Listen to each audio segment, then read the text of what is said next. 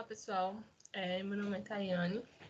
Estou aqui para apresentar o quarto trabalho referente à secagem, dessa vez referente à secagem de resíduos. O artigo que eu escolhi, ele é intitulado como Avaliação da composição nutricional da farinha do resíduo de processamento de mangaba. Aqui nós vamos ter a referência do artigo, a capa do artigo que eu utilizei.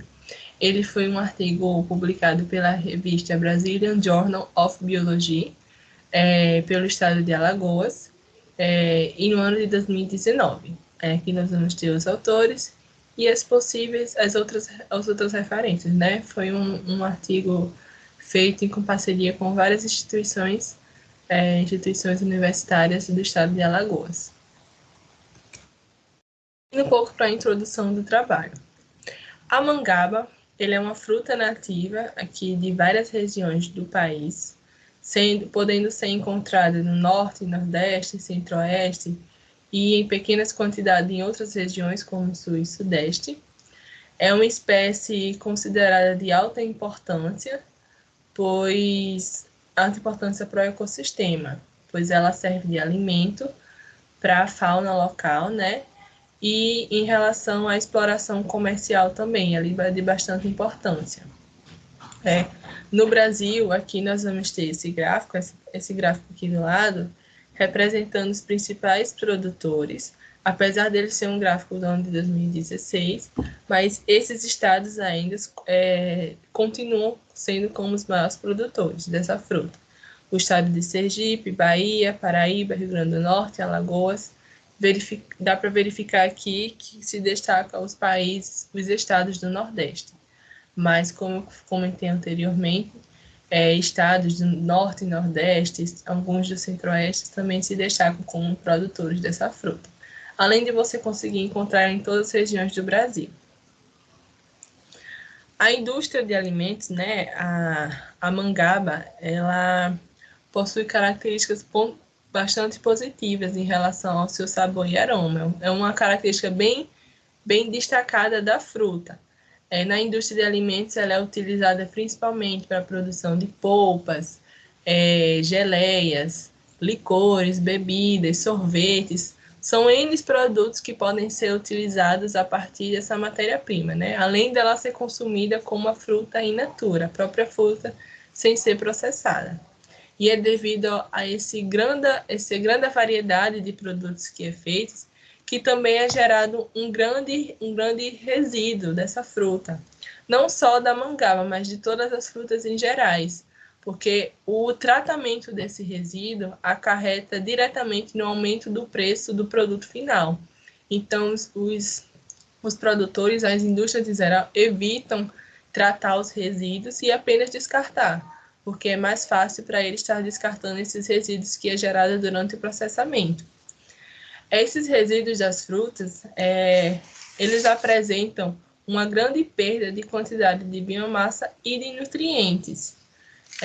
O que assim, a gente sabe que os resíduos eles são compostos principalmente por por cascas, sementes e parte da polpa. Então, a gente sabe que nessas partes das frutas é onde se encontram as maiores concentrações de nutrientes, aqueles compostos que são bastante benéficos à saúde. E a utilização desse resíduo,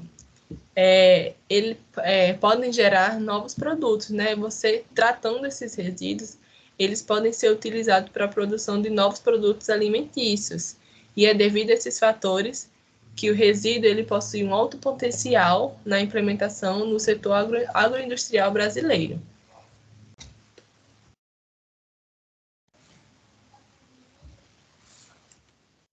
Indo para o objetivo do trabalho, visando todas essas características dos resíduos da mangaba, este trabalho teve como objetivo avaliar o teor nutricional do resíduo, do beneficiamento de mangaba e a influência da temperatura na sua produção. Indo para os materiais e métodos do trabalho.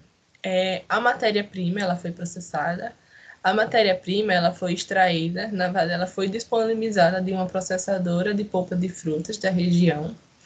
Esse resíduo era composto principalmente por bagaço, semente e a casca da mangaba. Esse resíduo ele foi processado, e aqui nós temos um esquemazinho mais ou menos de como foi realizado o resíduo. Ele foi, através desse resíduo, obteve ele in natura, e esse resíduo também foi passado por um processo de secagem em estufa a 60 graus Celsius. Desse processo de secagem em estufa foi gerado ainda dois produtos. O resíduo, que foi seco a 60 graus Celsius, e o resíduo também que foi torrado a duas temperaturas, a 110 e a 130.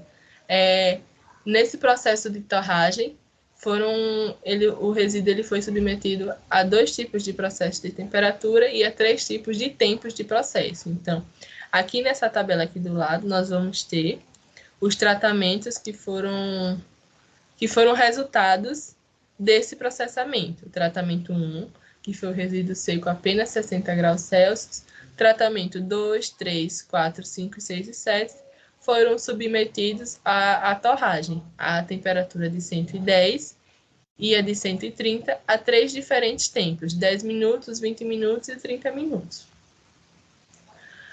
Nós vamos também ter aqui as análises físico-químicas que foram realizadas para todos esses tratamentos aqui.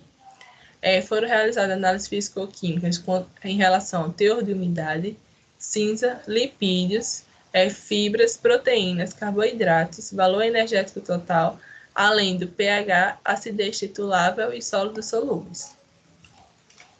Foi realizada também a atividade antioxidante desses tratamentos pelo método de DPPH. Aqui nós vamos ter o cálculo que os autores realizaram para determinar o conteúdo da atividade antioxidante. E para esse tratamento foi utilizado 4 tipos de solventes: o etanol, o metanol, o hexano e o cloriforme. Foi realizada também a determinação da concentração efetiva. Então, eles pegaram um componente específico, que no caso foi o SC50. O SC50 é a concentração de fármaco que produz uma resposta biológica. Foi feita também a triagem fitoquímica dos tratamentos. Nessa triagem fitoquímica, utiliza-se várias reações específicas que indicam qualitativamente a presença de certos metabólitos, seja por mudança de cor, precipitação, formação de gás ou fluorescência. Aí aqui nós vamos ter todos os metabólitos que foram realizados, que foram feitos testes. Foram, assim, vários metabólitos. Foi feita também a quantificação dos compostos fenólicos. Essa quantificação dos compostos fenólicos foi feita pelo método do electrofotrômetro. Também foi realizada a quantificação dos flavonoides. Essa quantificação dos flavonoides foi feita a partir de uma solução metabólica do extrato, que quantificou, o teor de flavonoides. Foi realizada também as análises funcionais tecnológicas.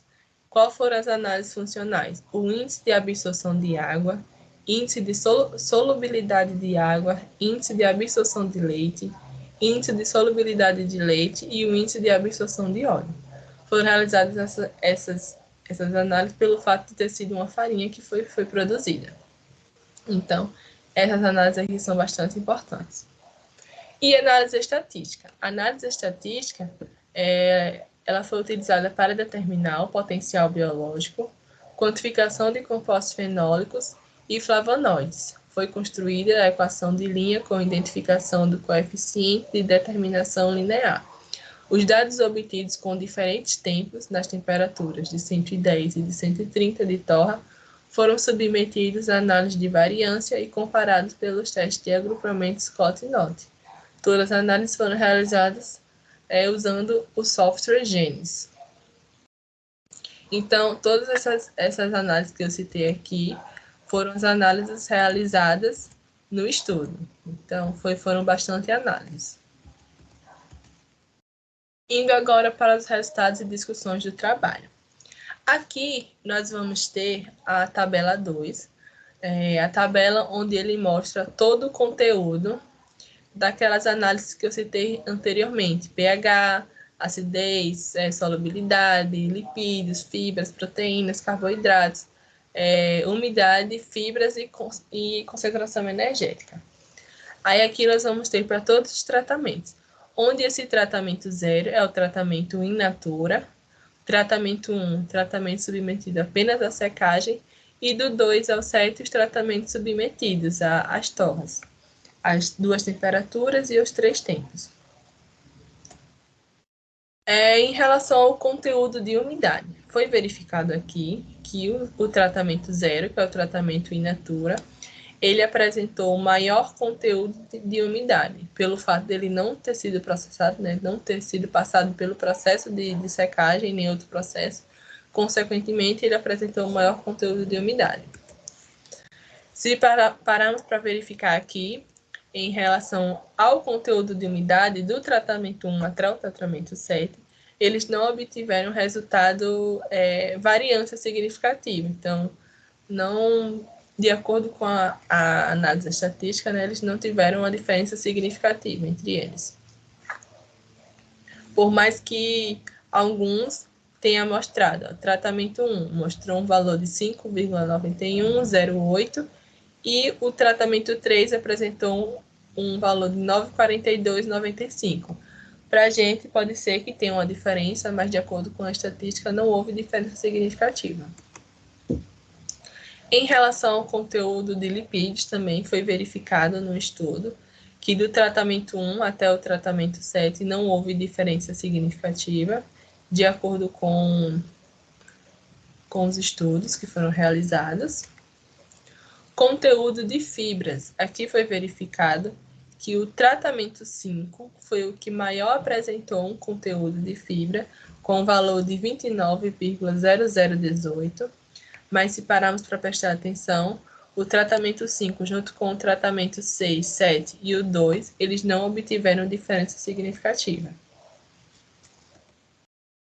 Em relação ao conteúdo de proteínas, o tratamento 5 também se destacou em relação a esse conteúdo, mas, assim, eu verifiquei também que o tratamento 1, ele chegou a ter valores bem próximos, tanto que na estatística mostrou que eles não tiveram diferença significativa. Em relação ao conteúdo de carboidrato também, o tratamento 1 foi o que mais se destacou. Se pararmos para prestar atenção, ele obteve um valor de 50,58,09, então se sobressaiu em relação a todos os tratamentos. O conteúdo de cinzas. Conteúdo de cinzas também, o tratamento 1 foi o que mais se destacou. Porém, também, de acordo com a estatística, eles não, o tratamento 1 e o tratamento 5 não obteve diferença significativa. E aqui nós vamos para o conteúdo energético. Conteúdo energético foi verificado que o tratamento 1 também se destacou em relação aos outros. Então, de forma geral, em relação a essas 6 características analisadas, o que mais apresentou valores superiores foi o tratamento 1. O tratamento 1 é aquele que foi submetido apenas à secagem em estufa. Agora nós vamos para os valores de pH. Se pararmos para prestar atenção aqui, o valor de pH do T1 ao T7, eles ficaram na faixa do neutro, né? Não ficaram nem tão alcalinos e nem tão ácidos. O teor de pH é importante porque ele determina a qualidade da farinha, pois quanto maior for o teor de acidez, menor vai ser a qualidade, né? Então, se verificarmos aqui, ela está na faixa do neutro, só o tratamento 0 que realmente que constou um valor menor, mas mesmo assim, de forma geral, são valores aceitáveis para a farinha. Teor de acidez, né, se encontrou na faixa de 0,04 a 0,07, que para farinhas também essa é a média encontrada nos estudos. E por fim aqui, a última característica avaliada foi o conteúdo de sólidos solúveis.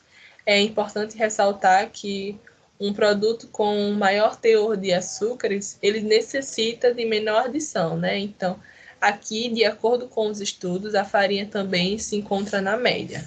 Foi verificado aqui que os valores deram bem próximos. Algumas observações que é importante. Os teores de umidade, que foi essa tabela 2 que a gente verificou, encontrados na farinha do resíduo de beneficiamento de Mangaba, do T1 a T7, variou de 5,91 a 9,92, abaixo dos teores de 15% estabelecidos pela legislação vigente. Ou seja, para farinhas, em relação ao teor de umidade, elas necessariamente precisam ter um valor de até 15%. Então, aqui foi verificado que eles estavam na faixa, né? Porém, a amostra de T0, que foi aquela in natura, apresentou um valor de 62,52 de umidade, portanto, estando acima dos valores definidos pela legislação. O que, nesse caso aqui, é importante ressaltar, que valores acima desse 15% acarretem algumas características indesejáveis no produto, como a formação de grumos, aquelas farinhas com muito teor de açúcar formam grumos com mais facilidade, característica que até então não é desejável. E, além disso, o produto está mais suscetível à contaminação de micro-organismos, né? Devido ao alto conteúdo de água, ele está mais suscetível à contaminação de micro-organismos. É importante ressaltar também em relação a fibras. O valor médio de 20,9% encontrado nesse estudo apresentou maior teor de fibras que todas as farinhas mencionadas pela tabela da TACO. A tabela da TACO é a tabela nutricional que rege, como é que eu posso dizer assim, todas as funções nutricionais dos produtos. Então, em relação à tabela da TACO, o conteúdo de fibras dessa farinha, ela se sobressaiu em todas as farinhas mencionadas. Os valores médios obtidos nas amostras foi de 20,09%, equivalem a um total de 80,36% dos valores diários de referência nutricional, a uma dieta de 25 gramas de fibra alimentar. Então, são características que se sobressaíram em relação a valores que já tem na literatura, né, que já foram estabelecidos pela literatura. Aqui nós vamos ter a atividade antioxidante do produto. Como eu citei anteriormente, a atividade antioxidante foi feita utilizando 4 tipos de solventes, o etanol, o hexano, o cloroformo e o metanol. Então, nesse estudo aqui, os valores foi realizada a diferentes concentrações.